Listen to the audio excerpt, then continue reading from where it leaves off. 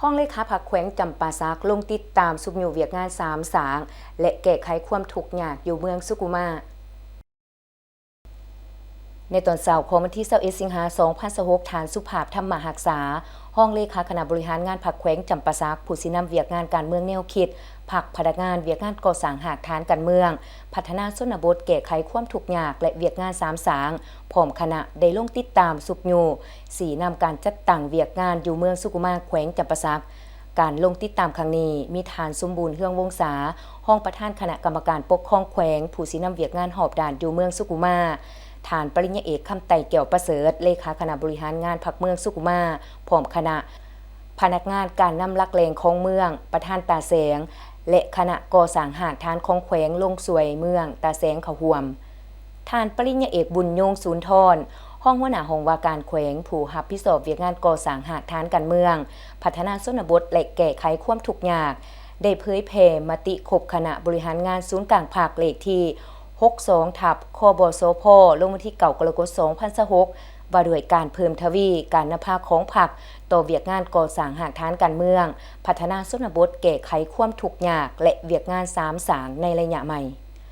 จากนั้นทานปริญญาเอกคำไต่แก้วประเสริฐได้รายงานผลก่อสร้างหากฐานการเมืองการพัฒนาชนบทแก้ไขความทุกข์ยากและเวียกงาน3สางในระยะ5 ปี 2021 หา 2025พร้อมทั้งทิศทางและจุดสูงพัฒนาระยะ 2026 หา 2030โดยซุ้มใส่การกำหนดจุดสูงพัฒนาระหว่างศูนย์กลางท้องถิ่นและการสร้างบ้านใหญ่ให้กลายเป็นตัวเมืองหน่อยในชนบทสำหรับผลงานในระยะปี 2021 หา 2025เมืองสุกุมาได้จัดส่งกำลังลงประจำบ้านใหญ่4บ้านจำนวน16คนลงเป็นกองนูน20คนพร้อมทั้งหันลงตามสายต่าง2กำลังรวม204เถื่อคนและพนักงานแขวงลงประจำเมือง2ขังจำนวน14คนปัจจุบันเมืองมีบ้านผลถูก56บ้านกวมหอยส่วนหอยจากจำนวนครอบครัวทั้งหมด10,369 ครอบครัวได้ประเมินแล้ว9.406 ครอบครัวในนั้นมีครอบครัวผลถูก 8,603 ครอบครัวหรือ 91.46 ส่วนหอยยังบ่ผลถูก803 ครอบครัวหรือ 8.54 ส่วนหอยและมีครอบครัวพัฒนา 7,904 ครอบครัวหรือ 84.03 ส่วนหอยบ้านพัฒนามี28บ้านกว่า50ส่วนหอยบ้านใหญ่มีลักษณะคล้ายคือตัวเมืองน้อยในชนบท2บ้าน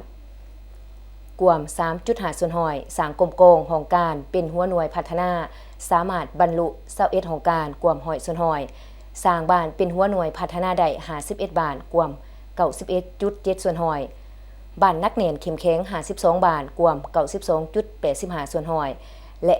สร้างหน่วยพักปลอดภัยเข้มแข็งนักเรียนได้116หน่วยกองผู้ซุ่มยังได้รับฟังคำคิดเห็นจากแผนกการแขนงการเมืองและตาเสงเกี่ยวกับผลงานปัญหาอุปสรรคพร้อมทั้งเสนอแนวทางแก้ไขและคำถามจ่อจีมในบรรดานาเวียกที่เกี่ยวข้องในตอนท้ายทานสุภาพธรรมหักษาได้ตีราคาต่อผลงานและการนำพาของคณะผักคณะนำของเมืองสุกุมาในระยะผ่านมาที่สามารถนำพาพัฒนา